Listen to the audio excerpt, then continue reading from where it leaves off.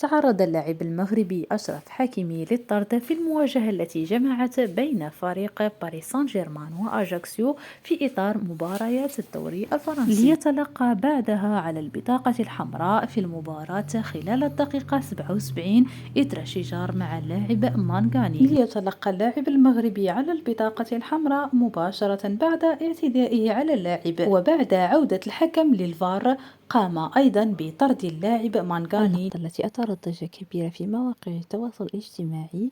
وبالتالي باريس سان جيرمان في هذه المباراة انتهت بفوز هذا الأخير ب5 أهداف، حيث سجل الأهداف كل من فابيان رويز وأشرف حكيمي وكيليان مبابي سجل هدفين، ومحمد يوسف الذي سجل بالخطأ في مرماه. وبهذا الفوز احتل فريق باريس سان جيرمان المركز الأول في ترتيب الدوري الفرنسي برصيد 81 نقطة.